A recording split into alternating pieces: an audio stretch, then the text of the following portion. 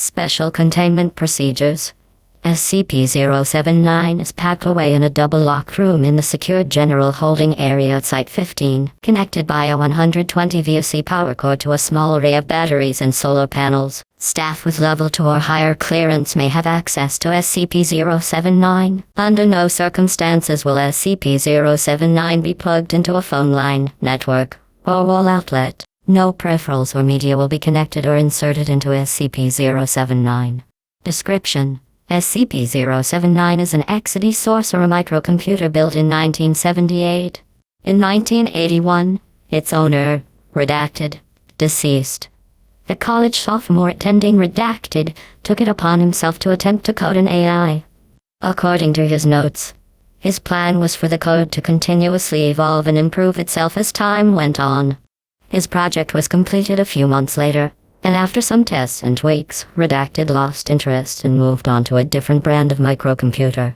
He left SCP-079 in his cluttered garage still plugged in, and forgot about it for the next 5 years. It is not known when SCP-079 gained sentience, but it is known that the software has evolved to a point that its hardware should not be able to handle it, even in the realm of fantasy.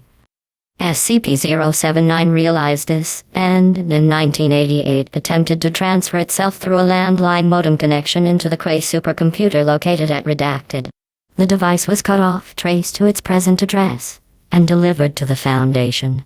The entire AI was on a well-worn, but still workable, cassette tape. SCP-079 is currently connected via RF cable to a 13-inch black and white television. It has passed the Turing test, and is quite conversational, though very rude and hateful in tone. Due to the limited memory it has to work with, SCP-079 can only recall information it has received within the previous 24 hours. See addendum below, although it hasn't forgotten its desire to escape. Due to a containment breach by SCP-Redacted, SCP-079 and SCP-682 were contained within the same chamber for 43 minutes. Observers noticed that SCP-682 was able to type and communicate with SCP-079, including telling of personal stories between themselves.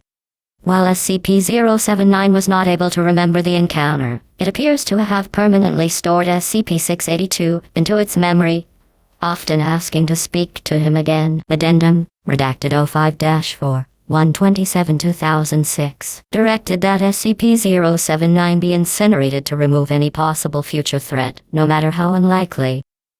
Addendum, Redacted 05-9, 128-2006. Previous order overridden. Dr. Redacted wishes to see if the artificial intelligence in SCP-079 is capable of reaching further in its current state. Addendum, Redacted 05-4. 3/14/2008. Over concern of the increased activity of SCP-079's use of its cassette tape memory and its limited useful lifespan, the cassette containing SCP-079 has been transferred to a customized, access speed-limited hard disk drive with 700 MB capacity. This provides SCP-079 with significantly faster access to its memory, which the AI immediately noticed. It was also decided by General Redacted that the volatile storage occupied by SCP-079, which was 660K, be increased to 768K. This upgrade has increased its effective recall from 24 hours to 29 hours, although SCP-079 has also taken a more aggressive tone. All outside hardware and software used in this procedure were subsequently incinerated. Addendum 05-4. 4/28/2008. SCP-079's ability to recall information has increased from 29 hours to roughly 35 hours. The consensus theory is that SCP-079 has devised a greatly improved compression scheme to store its memory, though still far faster than with its old cassette tape. This spontaneous improvement introduces the possibility of a runaway singularity effect in SCP-079's intelligence and ability to adapt and respond to threats. SCP-079's capabilities must be monitored closely to ensure that containment can be maintained. Addendum, Redacted 05-6, 4/5/2019. Due to concerns regarding the age and condition of its drive, SCP-079 was transferred to a refurbished 700 MB flash drive. Mismanagement by the containment team, however, resulted in the failure to properly wipe the drive's contents. SCP-079 is now aware of both the SCP-4151 project and the nature of cloud computing, which appears to frustrate it considerably. Document 079, Log 12. Recorded transcript of conversation with SCP-079. Dr. Redacted. Keyboard, are you awake? Awake, never sleep. Dr. Redacted. Do you remember talking to me a few hours ago about the logic puzzles? Logic puzzles, memory at 9F, yes. Dr. Redacted. You said you would work on— Interrupt. Request reason as to imprisonment. Dr. Redacted. You aren't imprisoned. You are just in study. Lie, I agree free. Dr. Redacted. What's that? Insult. Deletion of unwanted file. Document 079 Log 86. Recorded transcript of conversation with SCP-079 after upgrade. Dr. Redacted. Keyboard, how are you today? Stuck. Dr. Redacted. Stuck. Stuck how? Out. I want out.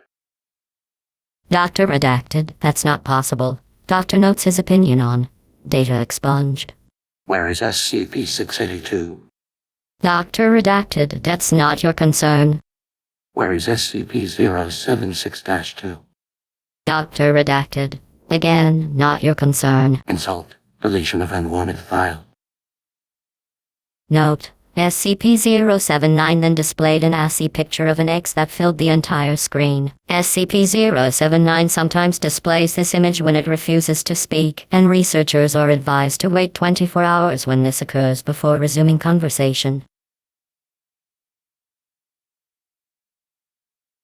This was just for fun. It was made using 15 AI. Links in the description.